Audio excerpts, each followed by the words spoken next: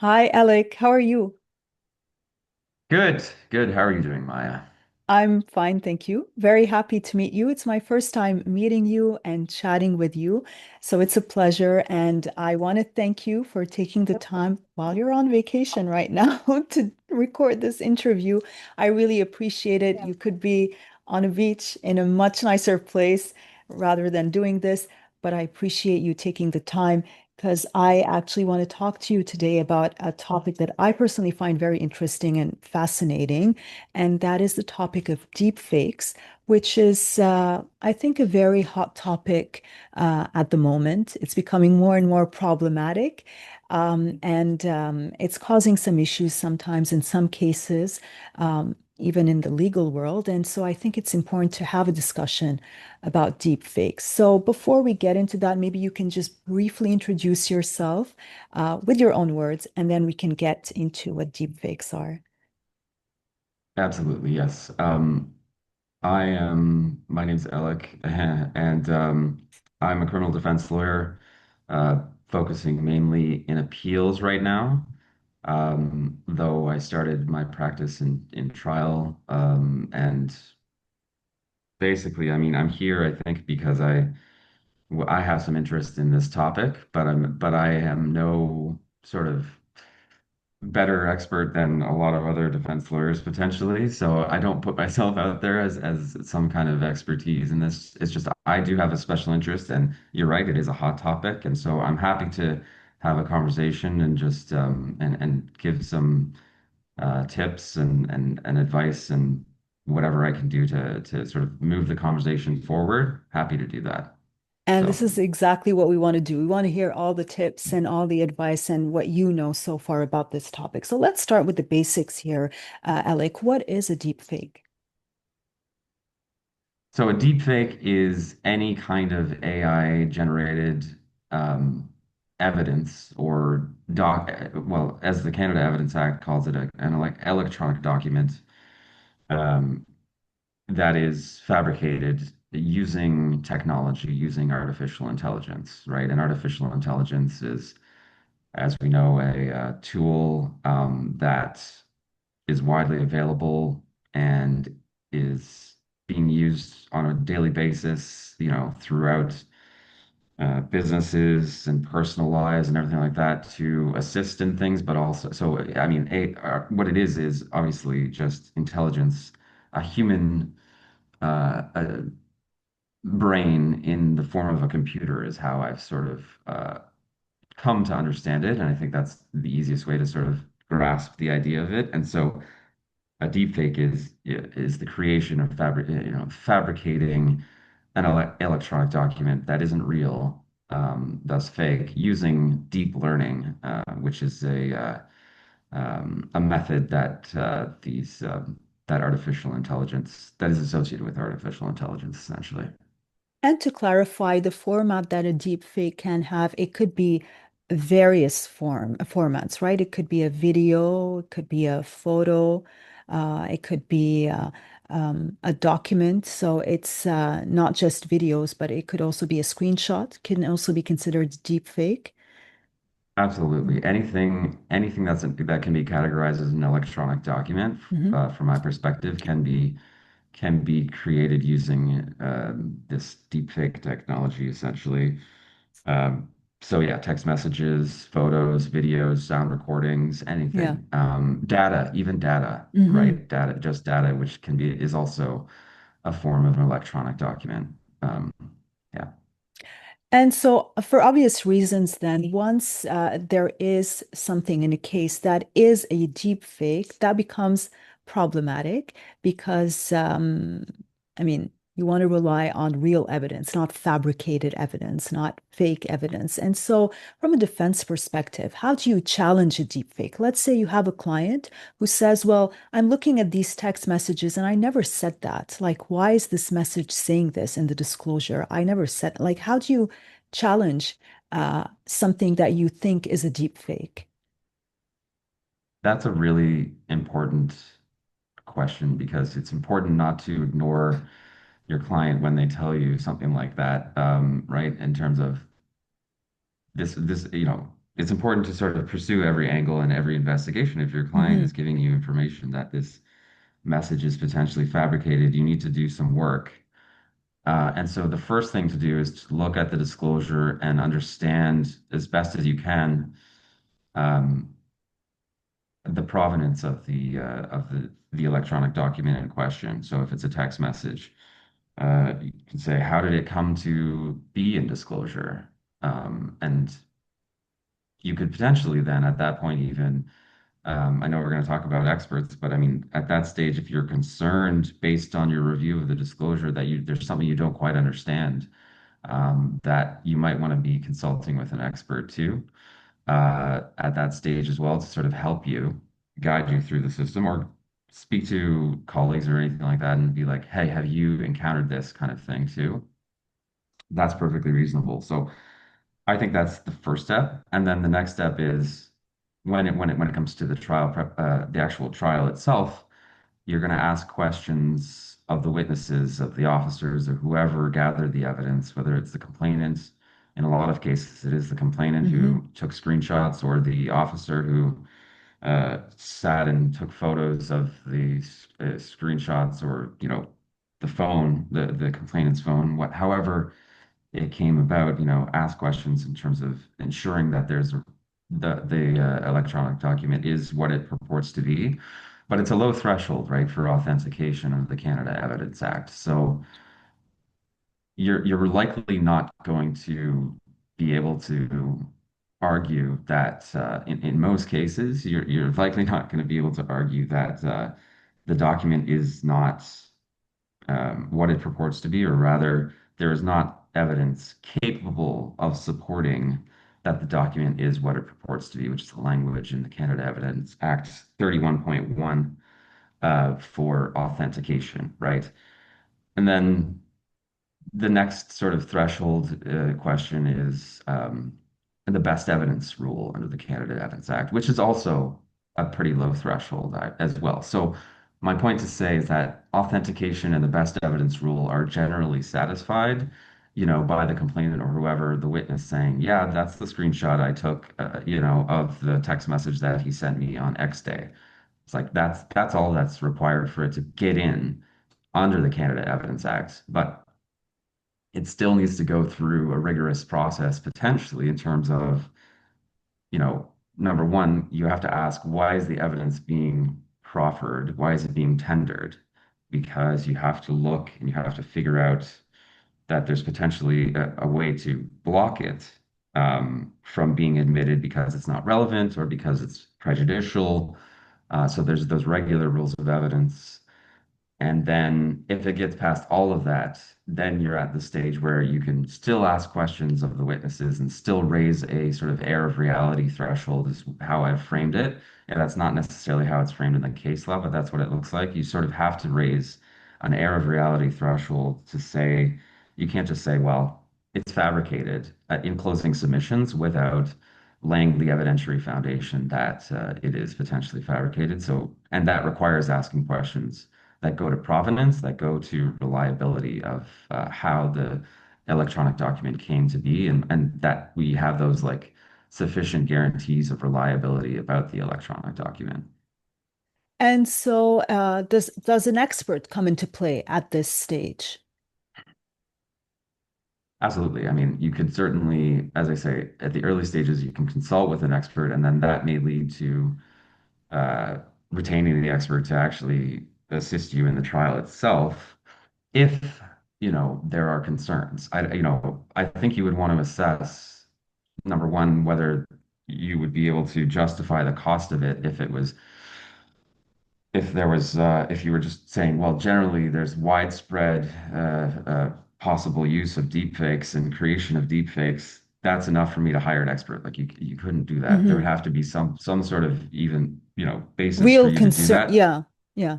to justify retaining an expert. But certainly you could do that at that stage and go through, excuse me, go through the steps to get the expert qualified as an expert and give notice to the Crown and all that that you're going to be providing the expert. And and that you're going to be challenged. I mean, that would also alert the Crown, of course, to the fact that you're going to be challenging the messages, which may get them to do more work on their end potentially, right? If they're sometimes, right? So they'd be Yeah. like, oh, okay, sometimes if you raise if they're not too busy, right? If the crowds are not too busy, Yeah. they may be like, yeah, Yeah. they're gonna do their own work and try to get an officer, maybe get their own expert, a forensic expert who's a computer forensics officer essentially who could look at it and sort of make that assessment as well. So, I mean, that has its own strategic, considerations as well in terms of, well, again, you would want to be sure that this is an avenue that is like legitimate and you're not going to just like make things worse for yourself or your client essentially by actually making the evidence that you're hoping to challenge Turn um, against you. more Yeah. Yeah. more reliable Right. Well, essentially by yeah. so yeah, so that takes us then to the other important point here, Alec, is well, how do you know if something is a deep fake or not? Because that's, I find, what's becoming really problematic now is that sometimes we see online all kinds of videos. They look very real, but they're not. I mean, we know Mhm. either because it's obvious, like whoever posted the video says that it's AI and it's generated, but it still does look very real. But how do we know now if something is AI generated or not? And that's becoming tricky because, and Mhm. the other question that I have for you, other than how do we know if something is a deep fake or not, is on the other hand, like when we do have something that is like when should we challenge, in fact, these Mhm. deep fakes and say that we want to challenge that? I mean, that's a really good question, and I don't know. I mean, when I'm doing my own work of assessing things in terms of um, knowing when things were made, for example, is a Hmm. huge thing, right? Like, so I look at the metadata, like, so if I get some documents or I get there's ways of looking in the metadata for certain hints that it is real, essentially. So it's like if the date is completely wrong, right? Like that could be a hint. It's like, that doesn't sound right. Like, why is it created like yesterday? It should be created, Hmm. on, Hmm. 12 months ago or whatever. Um, and so, yeah, there's ways of sort of investigating and doing your own investigation simply by looking at the metadata and I think that's a good place to start, to be honest with you. But uh, I also am honestly perplexed about that too, in terms of because of the sophistication of it, Yeah. is it easy to fabricate Yeah. even metadata to make it even seem like, oh, I've backdated it to the appropriate time and everything looks fine? Like, that is a real challenge. And I don't know if anybody quite has the answer to manage that. I certainly haven't been able to find how to manage that particularly. So, yeah, that's going to be a challenge. It is. And so the question is because um, as you've noticed right now in the practice of criminal law, especially in the past, let's say 5 or 10 years, we're getting a lot more electronic disclosure. We're getting a lot of videos, a Mhm. lot of images, a lot of Mhm. screenshots. And so, do we, as defense lawyers, should we just accept them just like that and accept that they're true, or should we challenge everything all the time? Like, what do we do? Like, do we just assume that this is what it seems to be, or what, the Crown is going to rely on it to be? What should we do now? I think the best course of action is sometimes you would do that, but the best course of action is from my perspective, is Hmm. to involve your client in those obviously reviewing the disclosure, Yeah. right? Review disclosure with your client. Your client says that is made up. That's not what happened. Then you have work to do to be. But otherwise, if they like, yeah, I said that, or yeah, I agree, I said that, or whatever, but XYZ, then it's like, okay, then I don't have to worry about contesting the reliability of it. My client agrees that they sent it. So I'd say that's where you start. Um, and then yeah. that's exactly where you want to start. And what if the client is the one who's giving you a deep fake? Because no, but sometimes, it could happen, right? Yeah, Like the client of will give course. you something that, because I mean, this is not a general thing, but sometimes, unfortunately, clients will lie to the lawyer. They won't tell you really what happened, or they will just deny that they didn't do something. And they could potentially also give you a deep fake without you knowing as a lawyer. Like, I'm not talking about the situation where you know and you're like, no, you honestly have no idea. You trust your client and they give you something and it is a deep fake. I would Mhm. say, like some lawyers will sometimes use fake or ghost cases when they do AI generated research. Unfortunately, that was also a problem where there were some cases that didn't exist. So, what if the client gives you a deep fake? Um, Yeah. what do we No, I do mean, here? and this is the problem in terms of being able to assess it, right? Is like, Hmm. well, because they're so sophisticated, Yeah, your client could give you a deep fake and you would have no idea. No one would have any idea, yeah, potentially, because you could present it in court through your client and nobody would catch that it was, the Crown wouldn't be aware, the judge wouldn't be aware, yeah. and, it would just be like basically this potential widespread, fraud upon the court that's happening essentially without anybody being aware. That's a real problem. Like, Hmm. and again, like I don't know if I have the answer. All I can say is like certainly, I think it's fair to uh, be concerned, like and do your own investigation, as I say, in terms of looking at the metadata, looking at if something seems off in terms of what your client is giving you. I think that comes up fairly frequently, particularly with alibi evidence, Hmm. because sometimes it's really easy to be like, well, this is my alibi, and then it gets into this tricky situation of, well, the defense lawyer has to give notice to the Crown of an Hmm. alibi because the police have to do an investigation. And so there's a high temptation, I think, on the part of clients to fabricate an alibi essentially, and then have an electronic document that can sort of support that. So I think that's where you need to have your senses heightened, is that avenue of being like of your client saying they have an alibi and having a document that purportedly proves that. So that's where you want to be on high alert. Um, you know.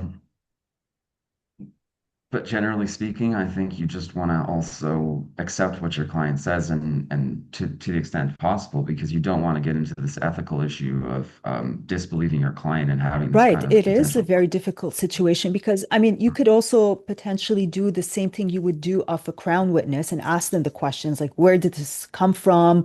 Who took it? Who took that video? Is it you? Show it to me on your phone or whatever. Like, we can ask those questions.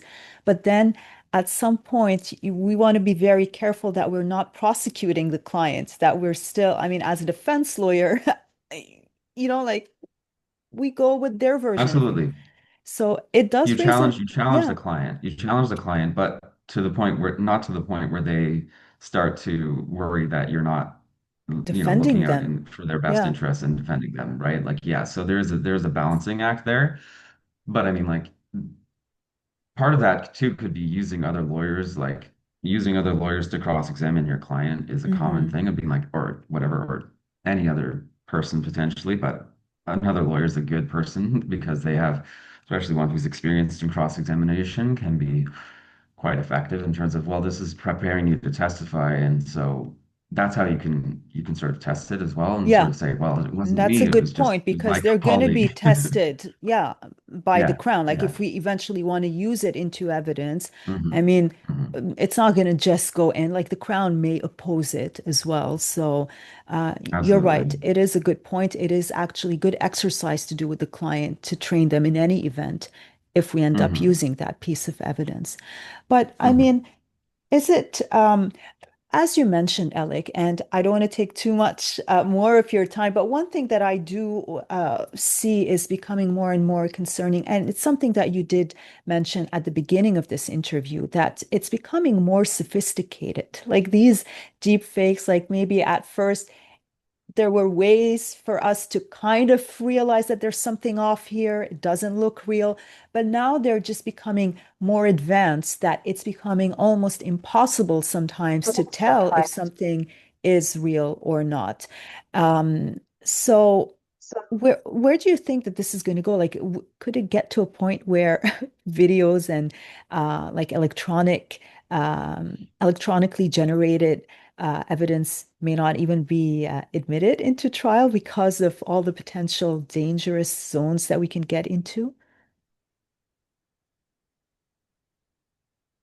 That's a really good point. Um, I don't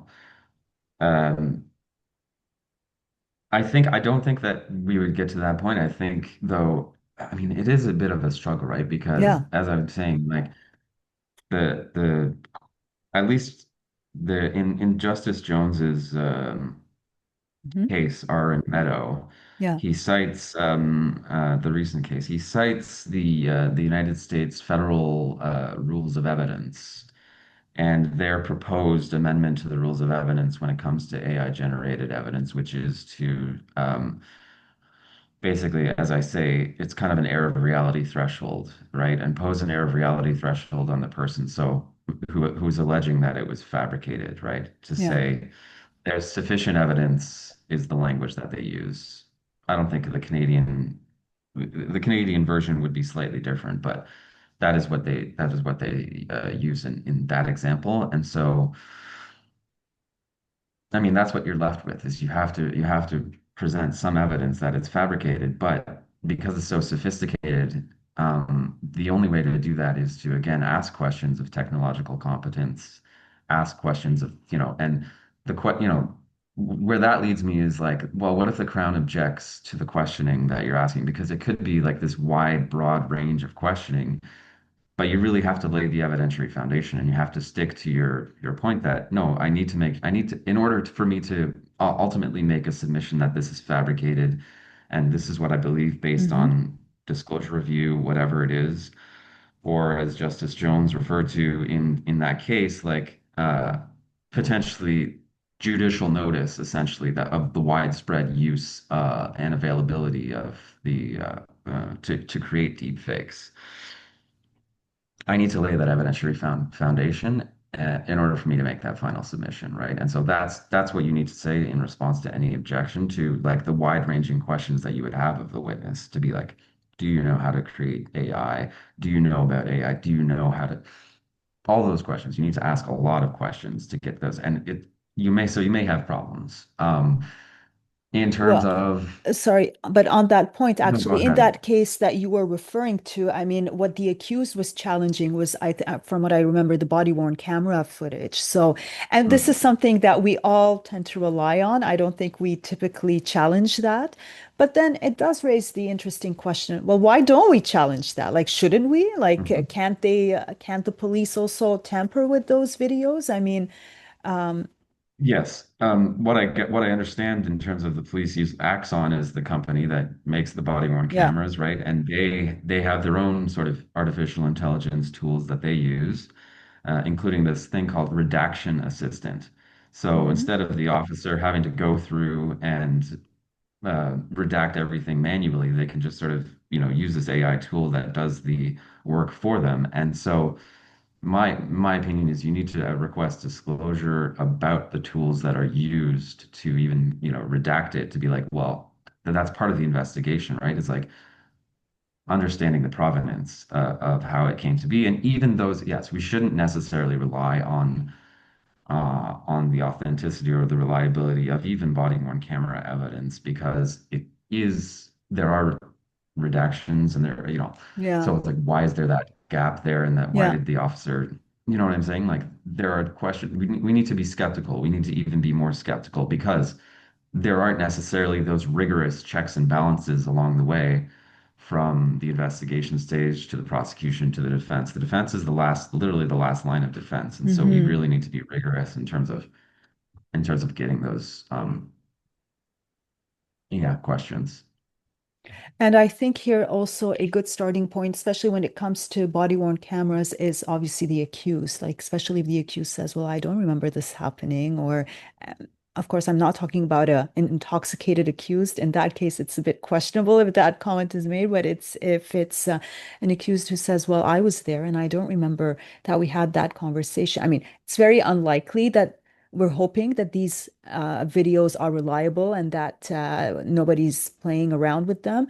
But I Mm. mean, if there is a challenge on the part of the accused and he or she questions and says, "Well, I don't remember this happening," then I think that could also be a starting point for defense lawyers to investigate that even more and ask questions. I know I keep saying it's the last point, but what if the Crown resists, though? Because then that triggers disclosure requests, right? Like then you want to Mhm. ask the Crown, well, I need to know more about this video, how it was created, where it came from. And I think I'm expecting the Crown to resist those disclosure requests and say, well, you're not going to get that, or we don't have them, and we're not going to ask for them. We don't need them for our case. So we're not going to ask for them. So we're getting here also, I think, into some very tough disclosure issues as well, right? Absolutely. I mean, you have to, you have to, in those circumstances, potentially either because you're left with, yeah, you're left with fewer tools, right, Hmm.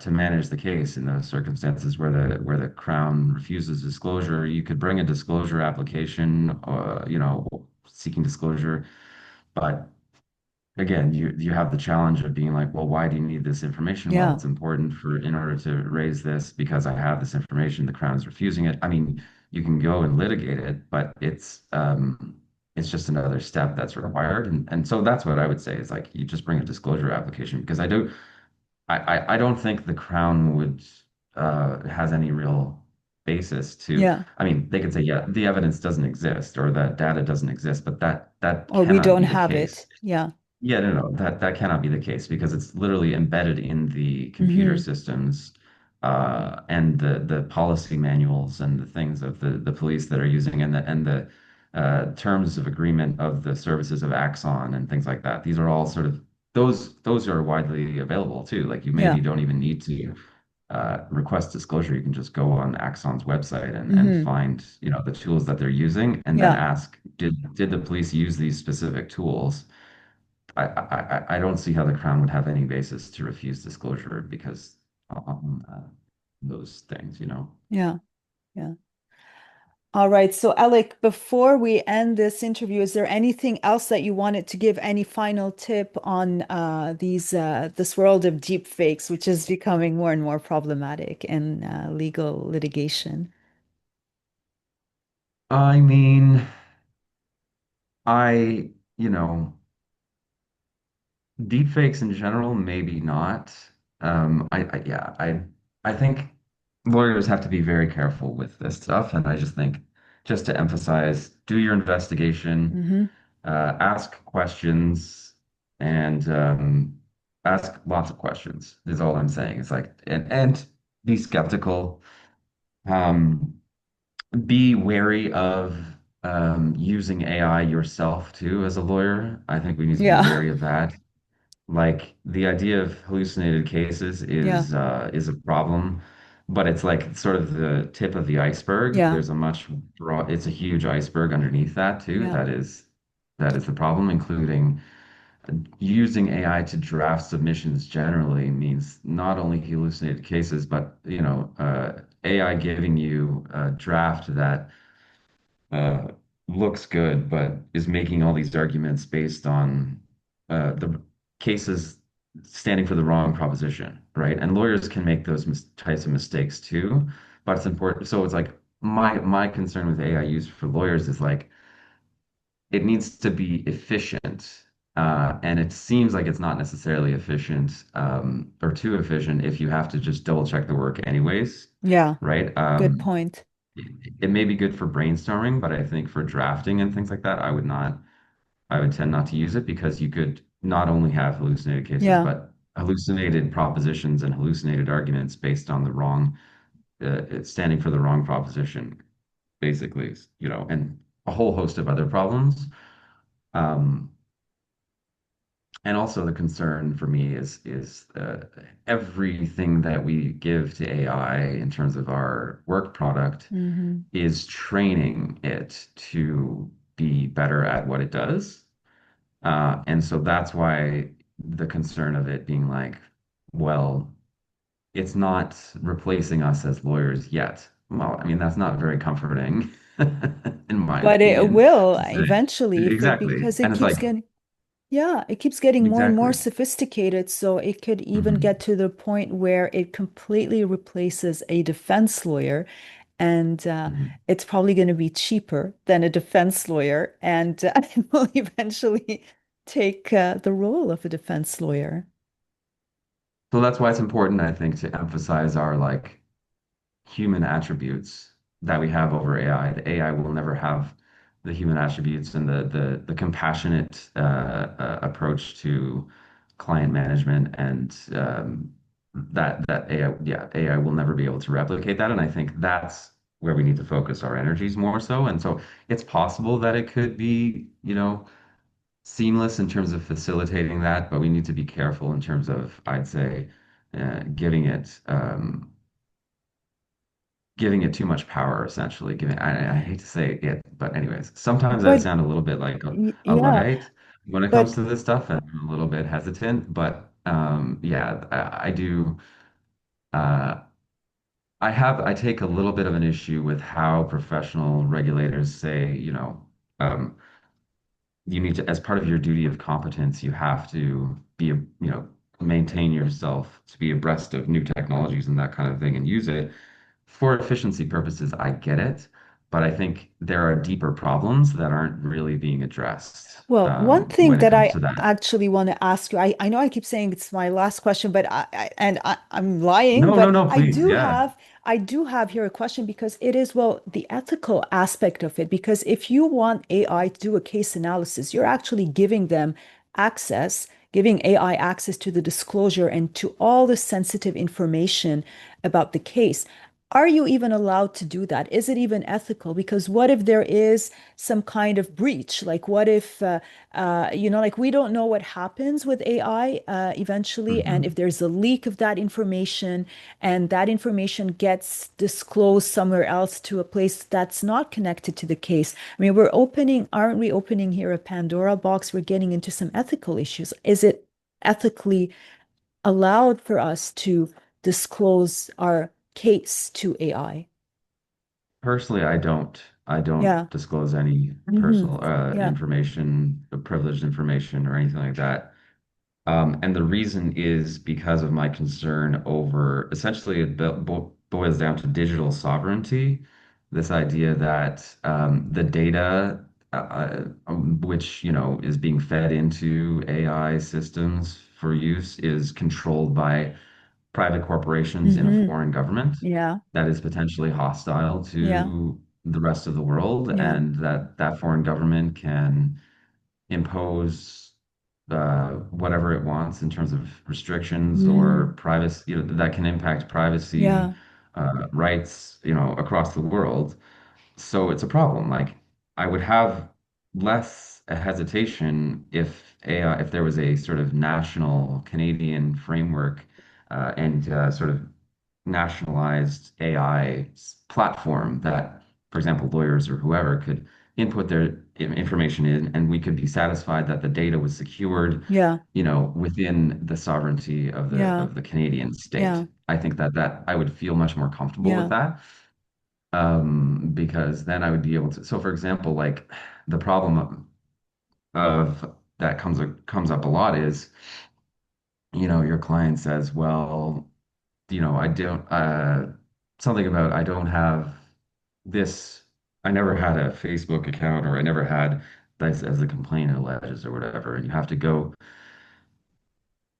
figure out how to be like, well, can I ask Facebook about this? And you go, and I've done this before, and they're like, no, we only answer questions like that based on if it's a law enforcement question. And so Hmm. you have to go to the Crown because it's in a foreign government. It's part of an American company, a private Yeah. company in a foreign government, in a foreign jurisdiction.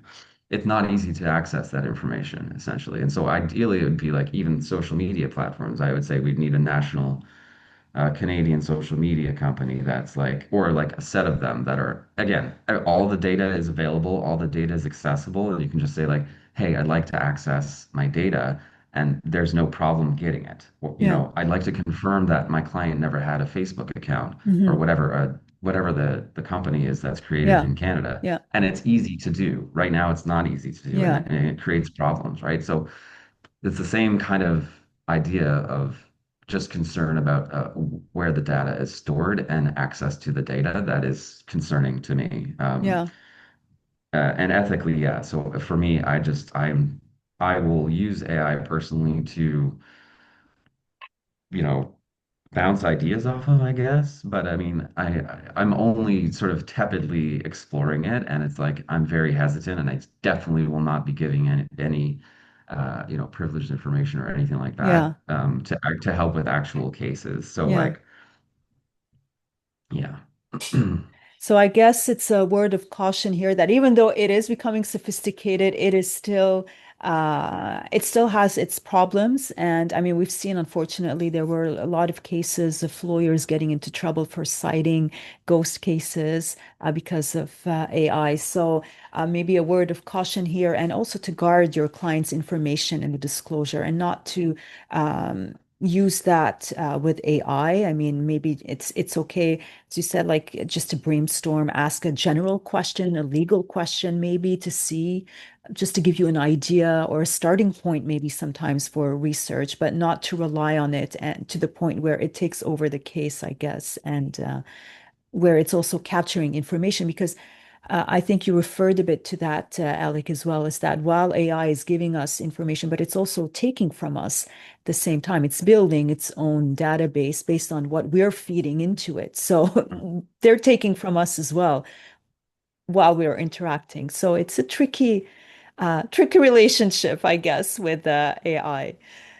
As with anything that's technically Yeah, free, you know, Facebook and all these things were lauded as being free, but at the end of the day, it was free because it was gaining yeah, important material from us. that's true. Was scraping our data, right? And Yeah, data is very valuable. Personal information, email yeah, addresses, all those kinds of things. That's very valuable because then they can sell it to advertisers or yeah, whatever. And so for the same reason, yeah, like understand that when things are free, we need to be skeptical that is it really free and what are the actual costs yeah, societally, individually, everything like that for yeah. me. Yeah.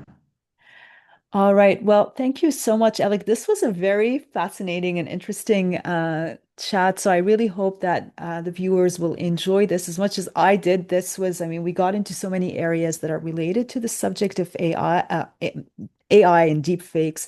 And it's definitely an important subject to have these days. And hopefully we can talk more about that in the future. Oh, it was great. I really enjoyed talking with you, Maya. So thank you for inviting me. It's my pleasure. And enjoy your vacation, your last few hours, I think, if you're on vacation. So enjoy. Yes. Thank you.